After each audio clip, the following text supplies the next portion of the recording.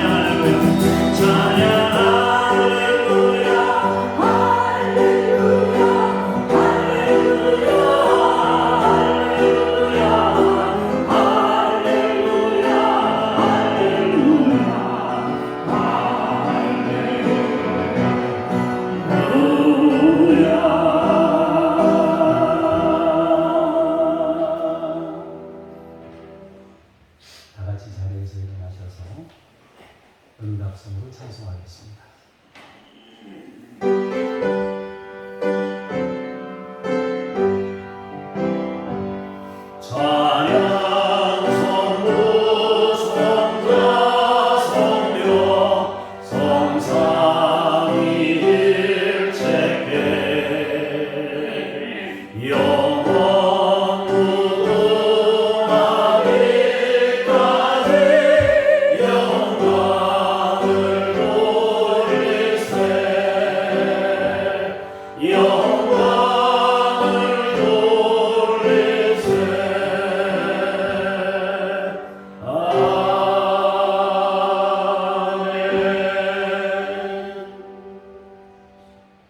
그러나 진리의 성령이 오시면 그가 너희를 모든 진리 가운데로 인도하시리니 그가 스스로 말하지 않고 오직 들은 것을 말하며 장래일을 너희에게 알리시리라. 그가 내 영광을 나타내리니 내 것을 가지고 너희에게 알리시겠습니다.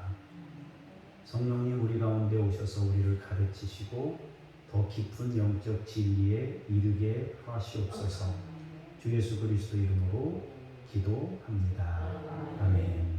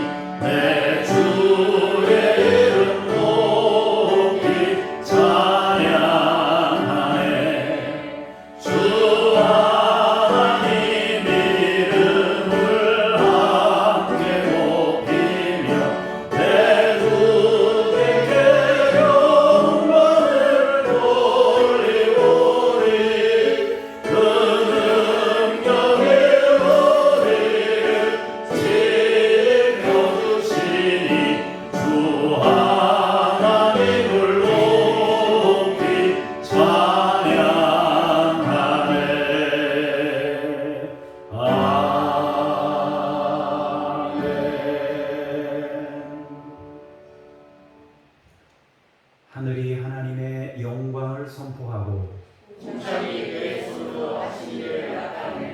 날은 날에게 말하고 밤은 밤에게 지식을 전하니 언어도 없고 말씀도 없으며 들리는 소리도 없으나 그의 소리가 무덤에 행하고 그의 말씀이 세상까지 이르리라. 여호와의 율법은 완전하여 영혼을 소성시키며 여호와의 진노는 확실하여 오만 자를 제하며 여호와의 교훈은 정직하여 마음을 기쁘게 하고 여호와의 계명은 순수하여 눈을 밝게 하시도다. 여호와를 경외하는 도는 정결하여 영원까지 이르고 여호와의 법도 진실하여 다 이루리니 금, 곧 많은 충분보다 더 선한 것이며 꿀과 순꿀보다 더 달고다. 아멘. 고백의 기도를 다 함께 드리겠습니다. 우리 마음의 가장 깊은 곳까지 감찰하시며 말할 수 없는 탄식으로 우리의 기도를 도우시는 성령 하나님, 이 시간은 두렵고 떨리는 마음으로 드리는 회개의 기도를 받아 주옵소서. 저희는 성령님의 뜻대로 살지 못하고 내 고집과 내 생각을 따라 방황하게 살았습니다.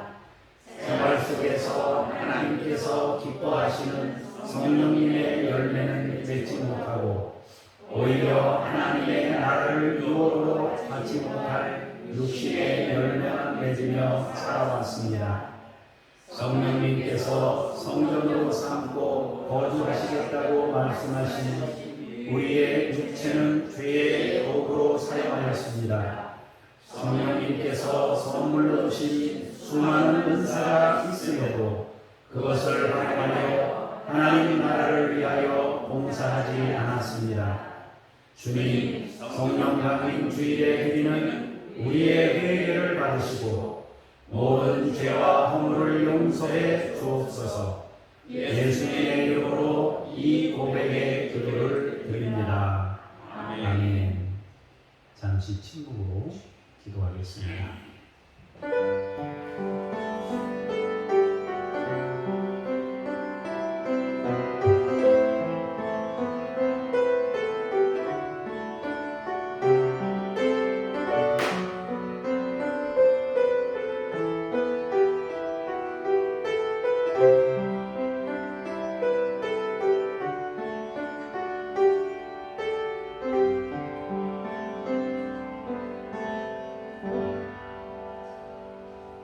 그러므로 이제 그리스도 예수 안에 있는 자에게는 결코 정죄함이 없나니 이는 그리스도 예수 안에 있는 생명의 성령의 법이 죄와 사망의 법에서 너를 해방하였습니다. 아멘. 신앙 고백 드립니다. 나는 전능하신 아버지 하나님 천지의 창조주를 믿습니다. 나는 그의 유일하신 아들 우리 주 예수 그리스도를 믿습니다. 그는 성령으로 잉태되어 공정녀 마리아에게서 나시고 본디오 빌라도에게 고난을 받아 십자가에 못 박혀 죽으시고 장사된 지 사흘 만에 죽은 자 가운데서 다시 살아나셨으며 하늘에 오르시어 전능하신 아버지 하나님 우편에 앉아 계시다가 거기로부터 살아있는 자와 죽은 자를 심판하러 오십니다. 나는 성령을 믿으며 거룩한 공교회와 성도의 교제와 죄를 용서받는 것과 몸의 부활과 영생을 믿습니다. 아멘. 자리에 앉으셔서 기도하겠습니다. 성부, 성자, 성령 삼위일체 하나님께 찬송과 영광과 존귀를 올려드립니다. 오순절날 마가의 다락방에서 기도하던 초대교회 성도들에게 임하셨던 성령님을 기억하면서 성령 강림주일 예배를 드립니다. 불과 같이 임하시는 성령님, 오늘도 우리에게 찾아오셔서 모든 죄와 불의를 소멸시켜 주옵소서. 비둘기가 같이 임하시는 성령님, 우리 마음에 늘 함께 계셔서 겸손함과 온유함을 배우게 하여 주옵소서. 바람같이 임하시는 성령님, 우리 마음에 임하셔서 거듭남의 비밀을 깨우쳐 주옵소서. 우리 삶의 자리에 찾아오셔서 역사하시는 성령님, 주님을 체험하여 더 깊이 하늘 세계를 깨닫게 하옵소서. 아버지 하나님과 친밀함을 누리기 원합니다. 내 삶을 주도적으로 이끄시고 지도해 주옵소서. 하나님 나라를 세상에 드러내게 하옵소서. 오늘도 말씀으로 임하실 하나님을 찬송하며 우리 주 예수 그리스도 이름으로 기도합니다. 아멘.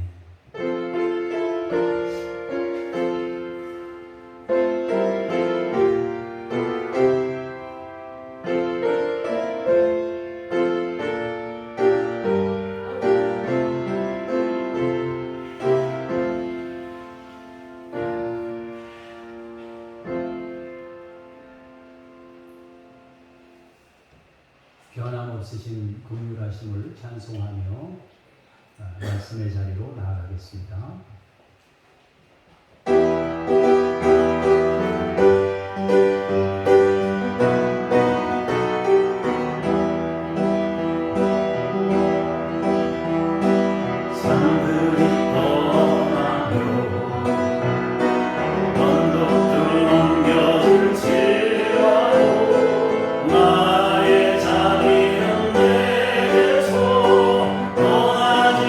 아니하며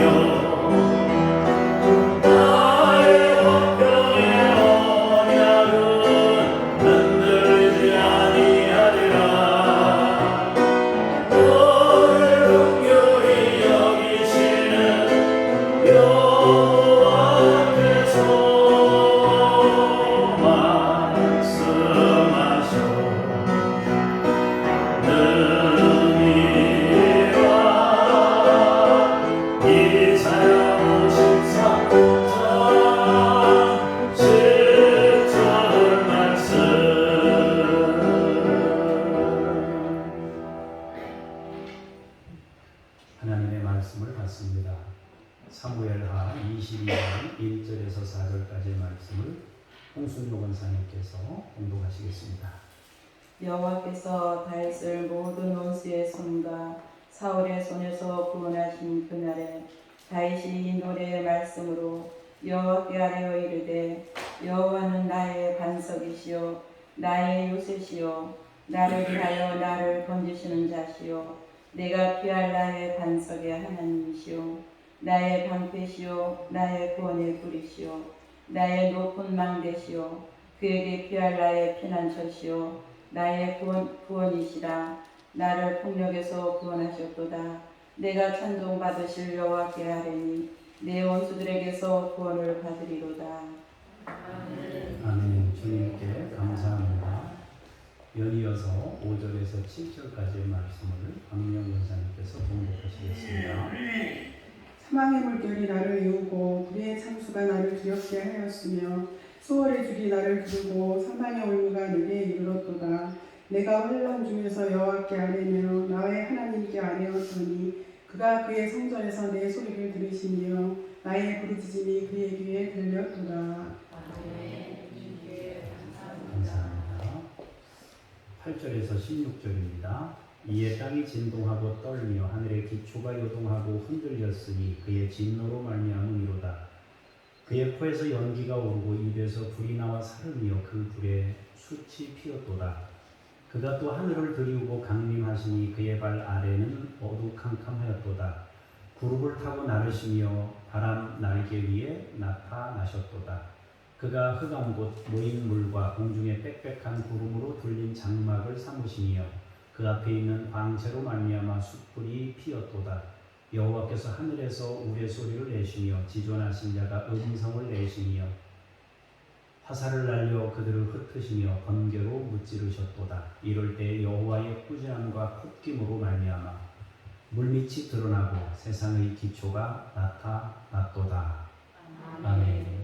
주님을 찬미합니다. 오늘은 사무엘하 전체를 정리하면서 다윗이 삶의 자리에서 만났던 하나님께 신앙 고백하는 장면인데 그걸 통해서 함께 사무엘하 전체를 같이 다뤄보도록 하겠습니다. 사무엘서는 세 사람의 주인공이 나옵니다. 사무엘과 사울과 다윗 세 사람입니다.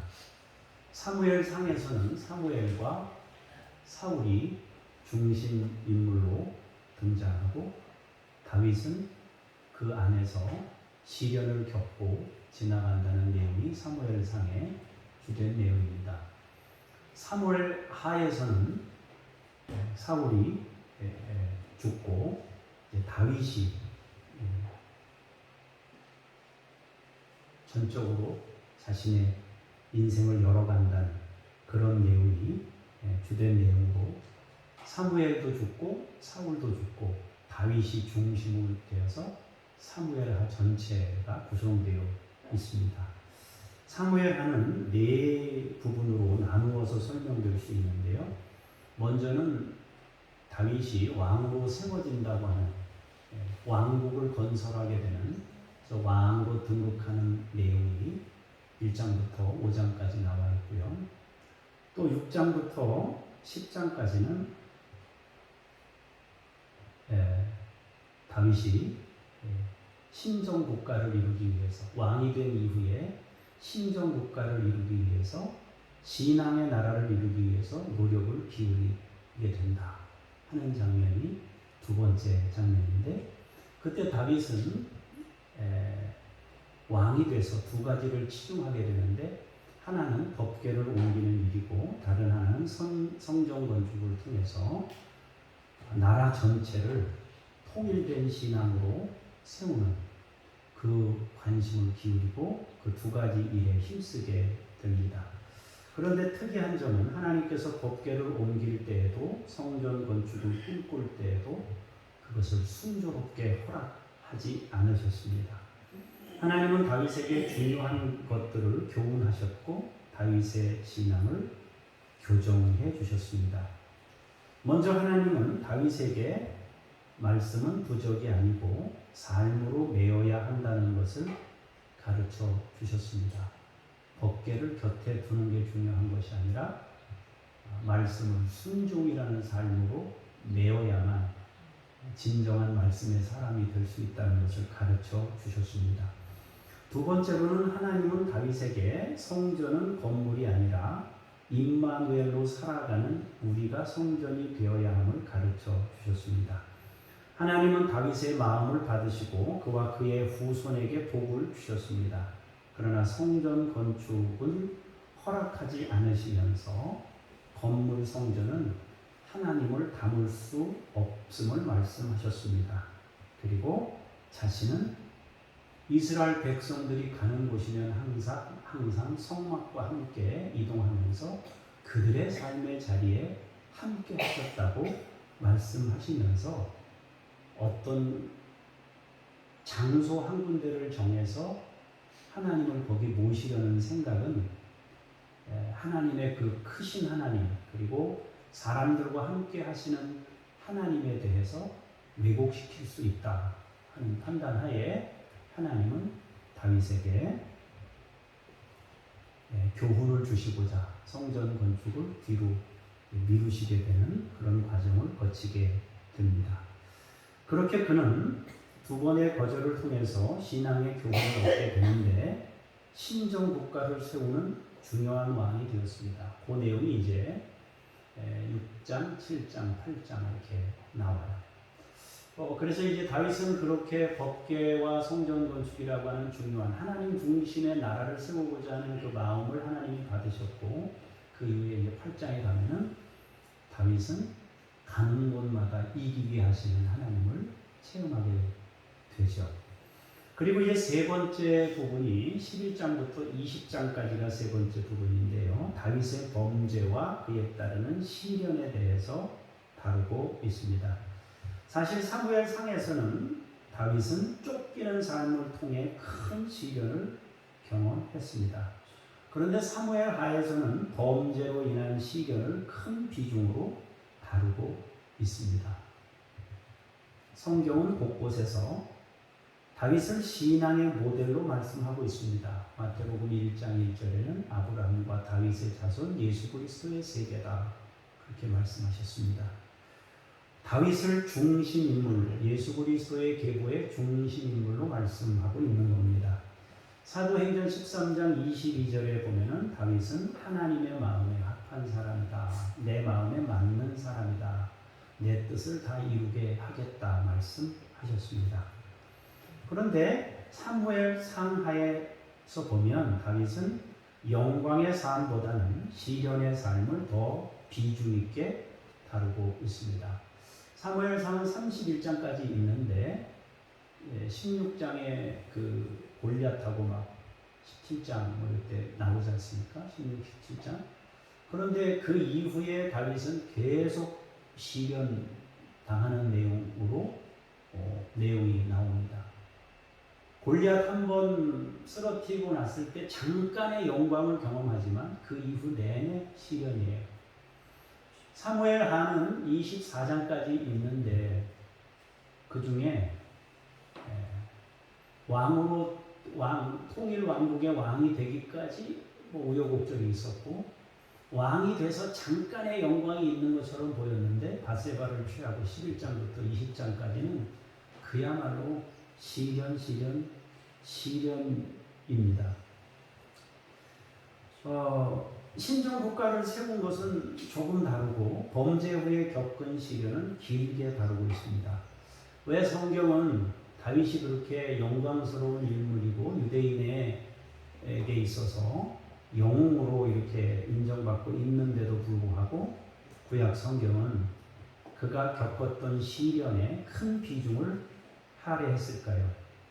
그것은 그의 신앙이 시련 속에서 핀 꽃이기 때문입니다. 그의 삶의 자리는 왕이라는 자리였지만 사실은 고난의 자리였습니다. 시련의 자리였고 생명을 담보할 수 없는 시간들을 보낸 그야말로 파란만장한 인생을 보냈습니다. 물결이 만길 높이로 출렁이듯이 그의 인생은 생사를 오르락내리락하는 삶이었습니다. 그런데 다윗은 그 시간이 하나님을 체험한 시간이었습니다. 그것도 조금 체험한 것이 아니라 가슴 깊은 체험입니다. 생명이 경각간에 달린 시간에 체험한 하나님입니다. 그래서 그의 신앙 고백은 다른 신앙인들이 고백했던 신앙 고백과 다르게 우리 가슴을 찐하게 감동시킵니다. 감동이 있고 우리 가슴을 울립니다. 평범하지 않고 깊이가 있는 그런 시편, 그런 잠언, 이렇게 그 내용들이 일부지만 잠언에는 그렇게 드러나고 있습니다. 그가 쓴 시들을 보면 느낌이 달라요. 다윗은 그렇게 그 힘들고 무거운 시련 속에서 하나님을 체험한 것입니다. 오늘 본문 서두에 보면 다윗은 하나님을 어떤 하나님으로 고백하고 있나요? 다윗은 10가지 비유로 하나님을 고백하고 있습니다. 대표적인 단어들을 몇 가지 추리면 다윗은 하나님을 반석이라고 고백합니다. 하나님을 요새라고 합니다. 하나님을 방패라고 합니다. 구원의 뿌리라고 하고 높은 망대이며 피난처라고 합니다. 또 하나님을 자신의 구원이라고 고백하고 있습니다. 다윗은 이 고백을 모든 원수의 손과 사울의 손에서 구원하신 그날에 한 것이라고 성경은 말씀합니다. 결국 다윗의 신앙 고백은 그의 삶의 자리에서 체험한 하나님에 대한 고백이었습니다. 누구나 다 마찬가지인 것 같아요. 여자들은 여자들로서 살면서 하나님을 체험하며 신앙 고백을 합니다. 남자들은 남자들로서 신앙 체험을 하면서 하나님을 고백합니다. 다윗은 군인이었기 때문에, 전투했기 때문에, 생명이 경각간에 달린 상황에서 신앙 고백을 했기 때문에 방패, 요새, 피난처 이런 단어들로 하나님을 고백하게 된 겁니다. 우리가 믿는 하나님은 모든 만물을 창조하신 창조주 하나님입니다. 그러므로 하나님에 대해 우리는 부분 중에 부분만 알 수 있습니다. 우리는 하나님에 대한 지식이 맹인이 코끼리 다리 만지듯이 하나님을 그렇게 우리가 체험하고 그렇게 고백하고 있습니다. 그러나 다행스러운 것은 하나님께서 우리가 살고 있는 그 삶의 자리에 찾아오셔서 자신을 체험시킨다는 점입니다. 그렇게 우리를 만나 주심으로 우리를 구원으로 이끌어 가십니다. 하나님이 워낙 크시기 때문에 그 크신 하나님을 우리가 다 체험할 수 없어요. 그런데 우리가 느끼기에는 그 하나님 전부를 체험하는 것처럼 느낄 수밖에 없는 게 내 삶 전부를, 내 삶의 자리 전부 그 자리에 하나님이 오셔서 내 삶의 체험을 주시기 때문에 내 삶의 바운더리 그 안 전체를 하나님이 책임지시기 때문에 우리의 체험은 부분적 체험임에도 불구하고 내 삶 전체를 책임진다는 느낌을 가질 수밖에 없는 거죠. 신앙의 사람들은 저마다 하나님을 다른 삶의 자리에서 체험해요. 다윗은 전쟁을 많이 겪었습니다. 쫓기는 삶을 많이 겪었습니다. 그래서 그는 전쟁터에서 하나님을 체험하고 신앙 고백을 했어요. 만약에 다윗이 전쟁터가 아닌 다른 어떤 삶의 자리에서 살았다면 하나님이 거기서 그에게 또 만나주셨을 겁니다. 어쨌든 다윗의 인생 전체는 전쟁과 관련된 인생이었기 때문에 그 속에서 하나님이 다윗에게 체험을 주신 것이죠. 출애굽 시대의 이스라엘 백성들은 이적과 기사에 하나님을 만나게 됩니다.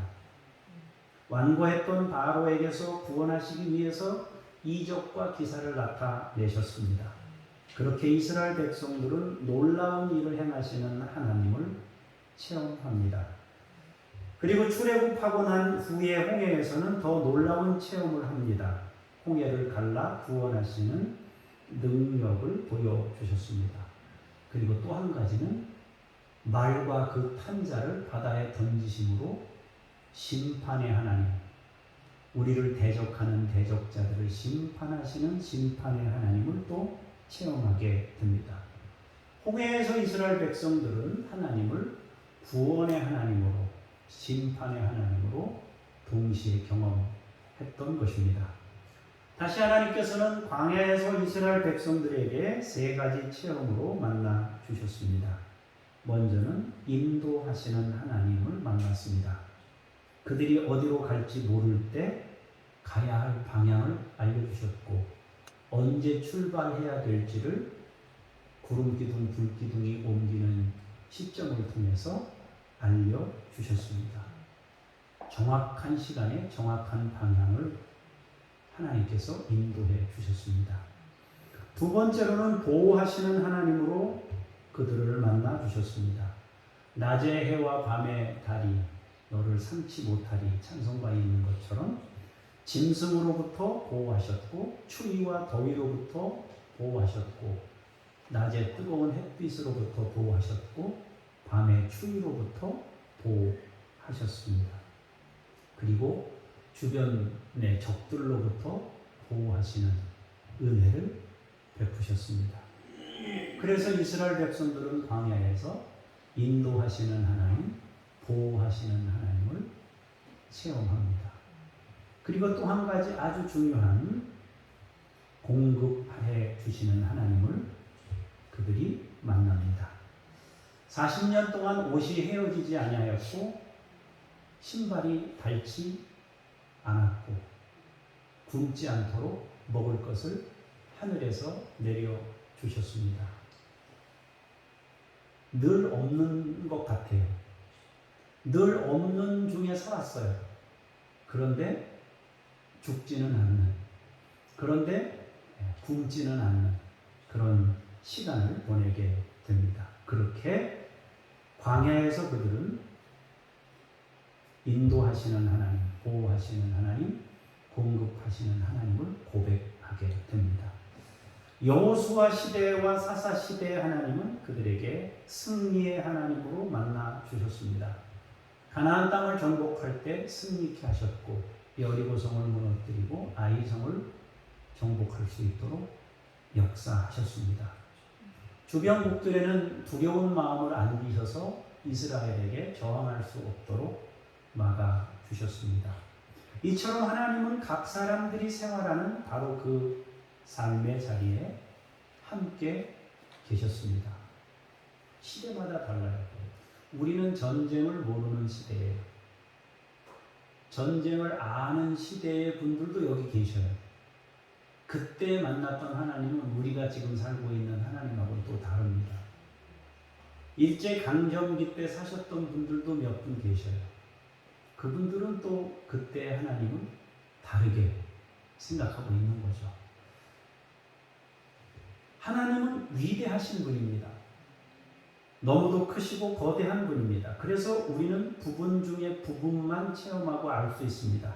그런데 분명한 것은 그분이 우리의 삶의 자리에 함께 계시기 때문에 부분 중에 부분의 체험으로도 하나님을 고백할 수 있습니다. 감동받을 수 있고 구원에 대한 확신을 갖기에 충분합니다. 내 영역과 내 크기와 넓이만큼 내가 사는 바로 그곳에서 나와 함께 하시기 때문에 우리는 하나님을 부분으로 느끼지 못하고 내 삶의 전부로 느낄 수밖에 없도록 우리 삶 전체를 관장하시는 거죠. 우리는 다윗의 고백이 우리 각자 개인의 고백을 다 담지 못함을 압니다. 다윗은 그저 자기 삶의 자리에서 만난 하나님을 자기 신앙 고백으로 찬송하고 있습니다. 우리는 우리대로 우리를 만나주시는 하나님을 체험하면서 신앙 고백할 수 있습니다. 그리고 거기에서 하나님을 부르고 찾을 수 있습니다. 오늘 우리가 읽은 본문은 세 부분으로 나누어서 설명할 수 있습니다. 아까 사무엘하 4가지라 그랬잖아요. 왕으로 등극하는 장면, 왕이 돼서 신정 국가를 이루기 위한 노력, 밧세바를 취하고 나서 겪었던 시련까지가 20장이에요. 그럼 나머지 4장은 뭐냐? 그 나머지 4장은 이제 다윗의 인생을 정리하는 것이거든요. 정리하는데 그 정리했던 내용이 바로 그 나머지 4장에 나와 있습니다. 오늘 본문에 나와 있는 것을 세 부분으로 나누자면요.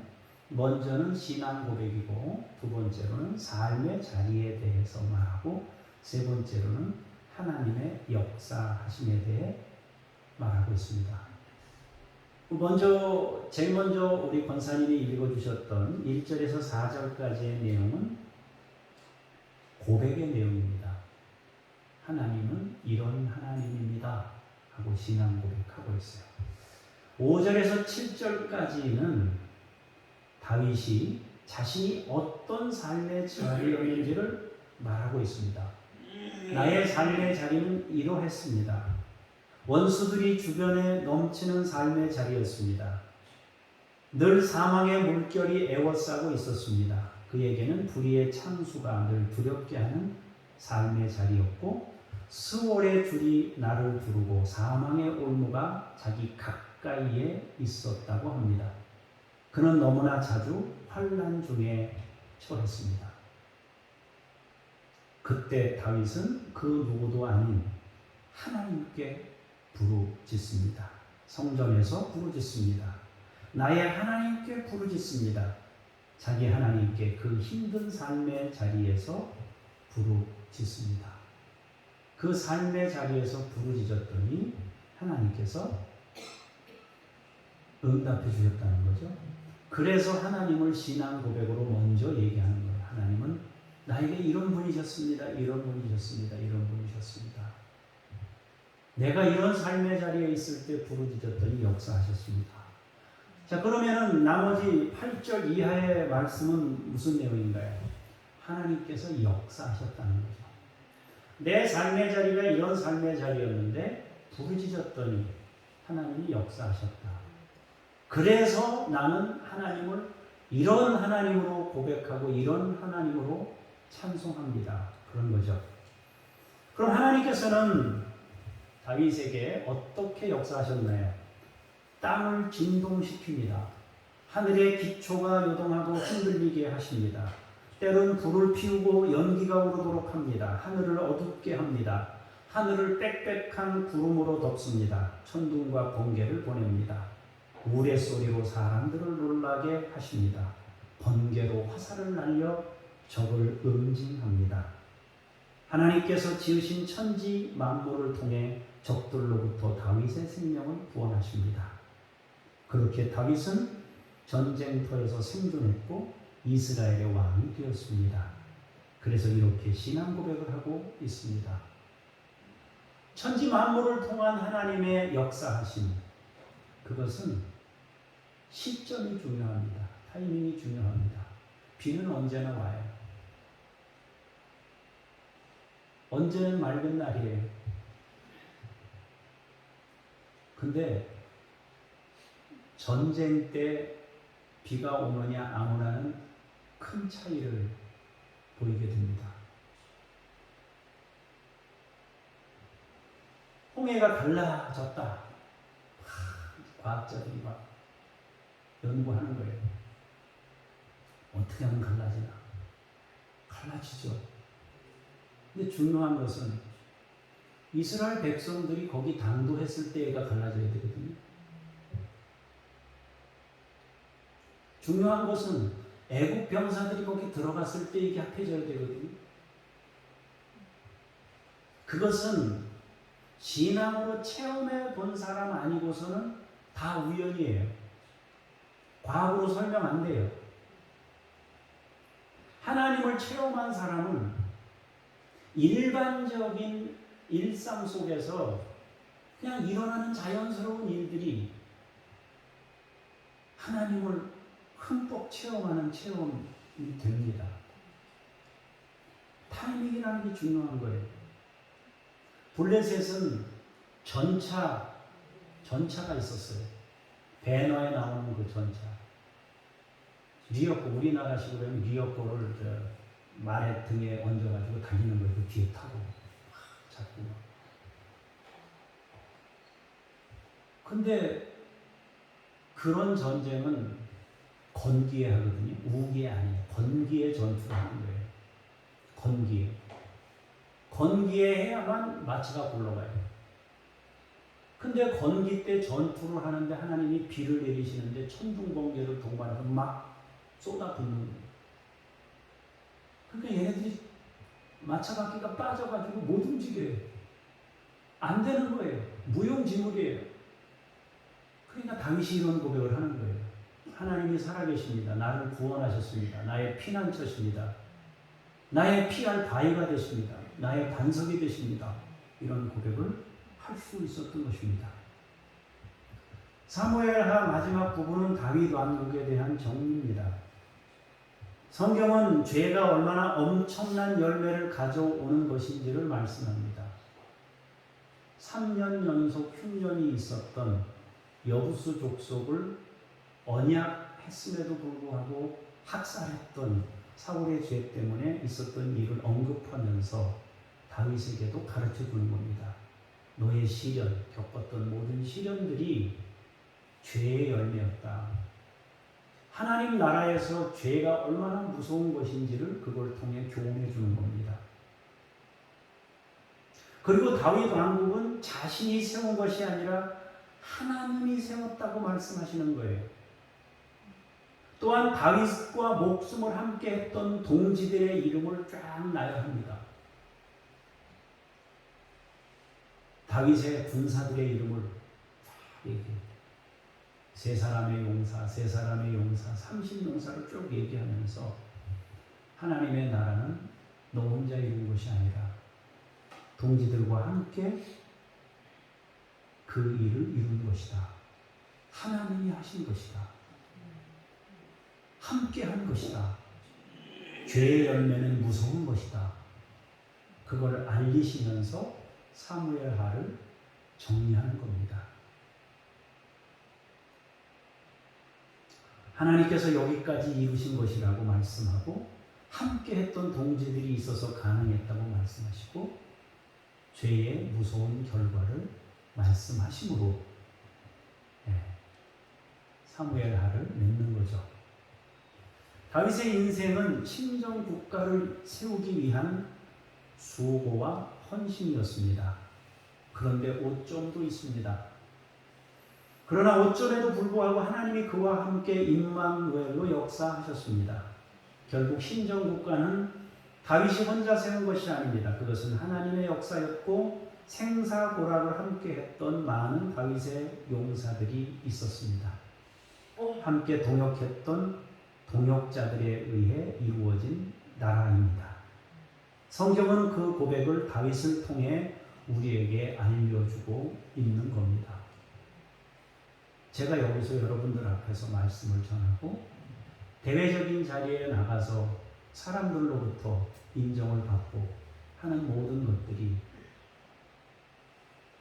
내 공로, 내가 뛰어나서 그런 것이 아니라 하나님의 역사고 여러분이 저와 함께하고 도왔던 시간들, 마음을 주고 시간을 주고 물질을 쏟아부었던 그것이 함께 어우러져서 이루어진 결과물이다 하는 것입니다. 사랑하는 성도 여러분, 하나님은 크신 분입니다. 우리는 그분을 부분 중에 부분적으로 체험합니다. 그러나 그 크신 하나님께서 우리 삶의 자리에 오셔서 만나 주시기에 우리는 그분과의 만남이 부분으로 느껴지지 않는다고 했습니다. 내 모든 것을 다 감당하시고 책임져 주시기에 꽉 채워진 체험을 모든 사람은 누리게 되는 거죠. 다윗의 고백에서 우리는 부족하거나 모자라다는 느낌을 볼 수 없습니다. 그는 자신의 인생 전체를 책임져 주신 하나님을 고백하고 있습니다. 그 점에서는 우리도 마찬가지입니다. 하나님께서는 내 인생 전부를 책임져 주십니다. 부분 중에 부분만 만나 주셔도 내 인생 전부를 커버하실 수가 있습니다. 나의 구원을 이루실 수 있습니다. 나를 인도해 주시고 지켜 주십니다. 그리고 내 모든 필요를 공급하십니다. 원수 마귀로부터 지켜 주십니다. 항상 이기게 하십니다. 우리를 높은 곳에 세우십니다. 지혜를 주시고 능력을 베푸셔서 하나님 나라들을 이루도록 역사하십니다. 우리 곁에 계신 창조주 하나님께 부르짖는 성도가 될 수 있기를 원합니다. 그러면 하나님께서 창조하신 만물을 통해 역사하실 것입니다. 타이밍을 통해, 적절한 타이밍에 하나님이 지으신 모든 만물을 동원해서 우리를 도우실 거예요. 하나님께서 보내신 사람을 통해 우리를 적극적으로 도우실 겁니다. 그리고 가장 정확한 타이밍에 맞추어서 우리를 필요한 자리에 세우시고 우리의 필요들을 채우실 것입니다. 믿음으로 우리 곁에 계신 하나님을 부르십시다. 그리고 그분을 체험하여 다윗처럼 믿음의 신앙 고백을 드릴 수 있기를 바랍니다. 기도하겠습니다.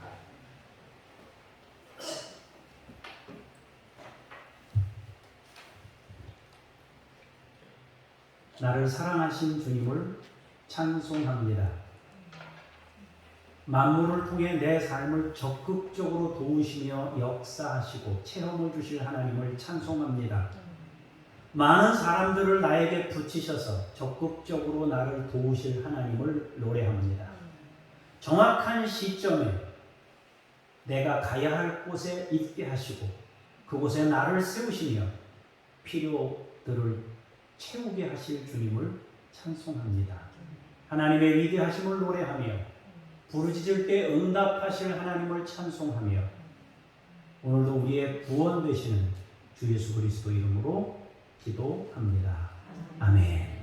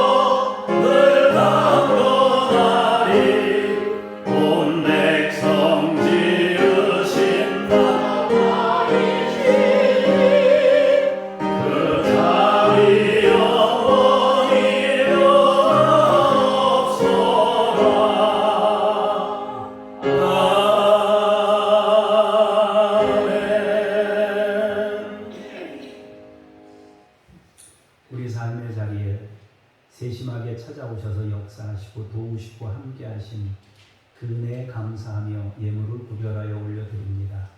우리의 삶의 일부를 구별하여 우리의 모든 영역이 하나님의 것임을 고백하며 담아드리오니 받으시고 우리의 삶 전부를 책임져 주시고 거룩한 삶의 자리로 인도하시옵소서.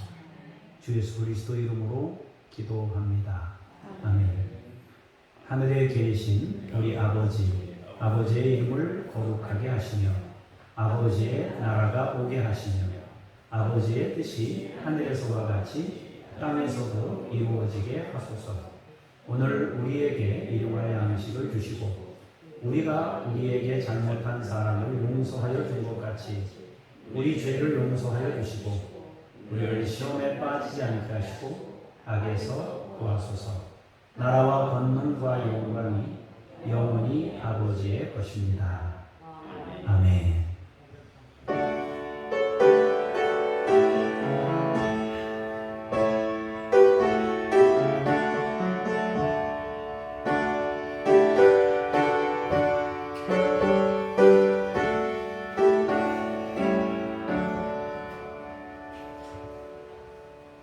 자리에 앉으시기 바랍니다. 중보기도 내용을 보겠습니다. 북한 주민을 억압하는 공포정치를 멈춰주시고 고통 중에 있는 영혼들에게 주님의 은혜를 베풀어 달라고 기도하겠습니다. 뉴질랜드 정부의 제도 개선과 학부모의 인식이 변화되어 바른 교육이 이루어지도록 기도해 주시기를 바랍니다. 청소년 40%가 규칙적으로 불규칙적으로 등교를 한다고 합니다. 40%는 학교를 왔다 갔다 하는 거예요. 가고 싶을 때 가고 막 이런 사태가 벌어지고 있는데 문명이 발전되니까 참 별의별 나라가 다 있어요. 여러분 위해서 기도하셔야 되겠습니다. 저는 오후에 진부중앙교회 임직식 설교를 하러 갑니다. 위해서 기도해 주시고요. 6월 1일에는 중부 노예협의회 체육교회 최종 점검이 있습니다. 4일 다음 주 주일에는 뉴턴 콰이어 초청 감사 예배를 드리게 됩니다. 여러분만 오시지 말고 주변에 계신 분들 같이 오시면 좋은 시간이 될 겁니다. 그래서 예배 찬송이나 이런 거 많이 좀 생략하고 신앙 고백하고 찬송 부르고 말씀 나누고 이제 정리하면서 바로 이렇게 진행할 수 있도록 해서 11시에 시작하면은 12시 반쯤에 마칠 수 있도록 그렇게 준비를 하겠습니다. 그래서 여러분들이 오셔서 같이 이렇게 나눌 수 있으면 좋겠다 싶습니다.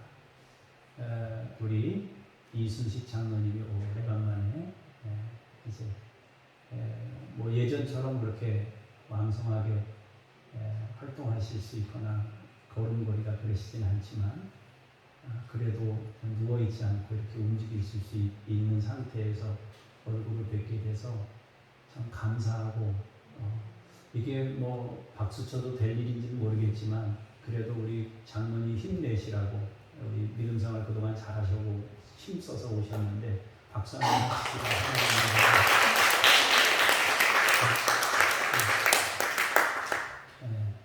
더 건강하게 잘 지내시다가 주님 앞에 이룰 수 있도록 여러분들이 같이 기도해 주시기를 바랍니다. 우리 같이 한번 이렇게 인사하겠습니다. 위대한 일을 행하실 주님을 찬송합니다. 이렇게 인사 한번 하겠습니다.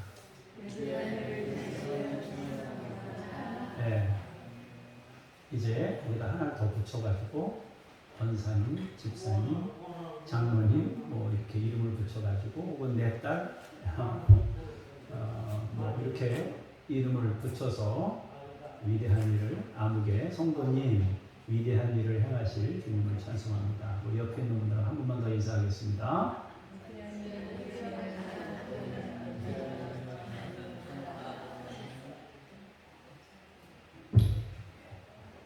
제가 자주 기도하는 제목입니다. 아침 먹을 때, 일어날 때, 어디 나갈 때, 차 탈 때 오늘도 위대한 일을 내게 행하실 하나님을 찬송합니다. 이렇게 자주 기도하는 내용인데 여러분들도 이렇게 자주 할 수 있길 바랍니다. 제가 잠깐 기도하겠습니다. 하나님, 우리 교우들의 마음을 함께 모아서 중보기도합니다. 북한 주민을 위해 기도합니다. 주민을 억압하는 공포 정치를 멈춰주시고 고통 중에 있는 영혼들에게 주님의 은혜를 베푸시옵소서.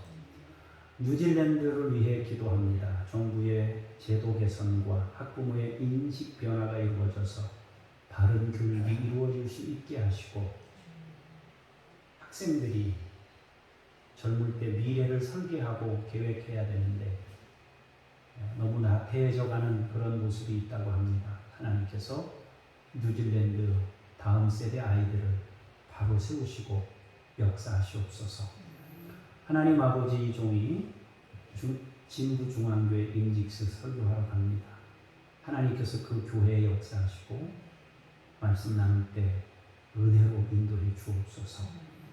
중부노회협의회 체육대회 잘 정리해서 잘 진행해서 모든 일들이 매끄럽게 정리될 수 있도록 함께하여 주옵소서. 다음 주에 유턴 콰이어 찬양팀 초청 감사 예배가 있습니다.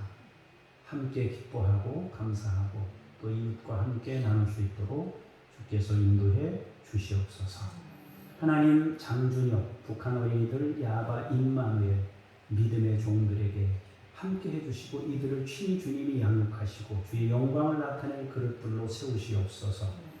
김요엘 선교사님에게 함께 하사 북한의 통로가 완전히 열려져서 식목 사역을 위실수 사역을 감당할 수 있도록 도와주시고 고아원 사역을 잘 감당하도록 역사하소서. 이웃 아저씨 아줌마의 생활 환경을 보호해 주시고 지켜 주시며 북한으로 보내는 물품들이 잘 전달되고 또 그들이 그 민초들이 고생해서 조금이나마 생명의 떡이 될 수 있도록 주께서 역사하시고 함께해 주옵소서. 이동식 서명숙 선교사님 선교지가 원활하게 움직일 수 있도록 도와주시고 서명숙 선교사님의 난소암을 치료하시며 하나님께서 역사하시옵소서. 김수연 김명숙 선교사님 천 애슐리 선교사님에게 함께하사 이들이 학원 사역을 감당하고 있사오니 이들이 섬기는 학원을 통하여 캄보디아와 파키스탄에 새로운 역사, 새로운 바람이 불도록 주께서 함께 하시고 주의 영광을 나타내 주시옵소서. 하나님 아버지, 이순식 장로님 오래간만에 만났습니다. 일으켜주시고 힘주신 하나님께서 앞으로도 더 건강한 모습으로 주의 영광을 나타내며 주의 뜻을 이루는 종이 될 수 있도록 인도하시고 함께하여 주시옵소서. 은혜로우신 주 아버지 하나님, 지난 주간에 우리 김금자 권사님께서 하나님의 부르심을 받아 주님의 나라에 가셨습니다. 하나님, 그 유족들을 위로해 주시고 또 우리 김금자 권사님 우리에게 과거부터 남겼던 그 신앙의 유산들을 잘 받들어서 교회를 아름답게 섬겨가는 우리 모두가 될 수 있도록 인도하시고 복 주시옵소서. 하나님, 우리 모두 일주일 동안 믿음으로 살게 하시고 믿음으로 승리케 하시고 주의 영광을 나타내는 거룩한 삶이 되도록 한 분 한 분을 지키시고 역사하시옵소서. 다음 주에 올 때 승리의 개선가를 부르며 주를 찬송하며 저 성전에 오를 수 있도록 우리 성도 한 분 한 분을 능력으로 띠띠워 주시옵소서. 감사드리며 주 예수 그리스도 이름으로 기도합니다. 아멘. 자리에서 일어나셔서 찬송 부르며 우리의 삶의 자리로 나아가겠습니다. Oh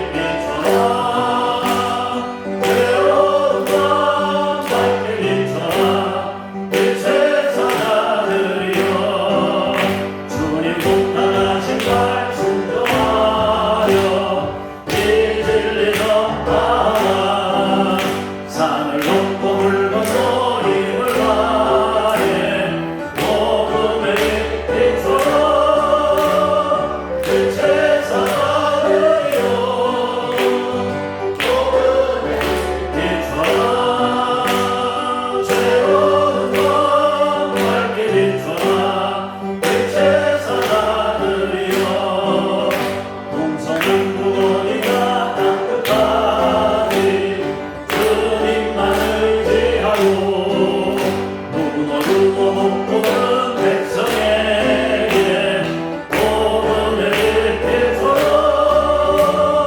빛의 사랑이여 복음의 빛처럼 새로운 것 밝게 비춰라 빛의 사랑이여. 우리 이기정 목사님, 김금자 권사님 아드님 되시는 이기정 목사님께서 장례 마치시고 떡을 준비해 놓으셨습니다. 가실 때 받아가시고 아마 숫자가 조금 부족하면 가정당 하나씩 받아가시면 좋겠다 싶습니다. 기도하겠습니다. 우리 주 예수 그리스도의 은혜와 아버지 하나님의 사랑하심과 성령님의 역사하심이 오늘 말씀을 통하여 하나님을 나의 삶 전부로 신앙 고백하며 주님과 함께 임마누엘의 은총으로 살기를 원하는 하나님의 사람들 머리머리 위에 교회 위에 이제로부터 영원까지 함께 하시기를 간절히 축원하옵나이다. 아멘.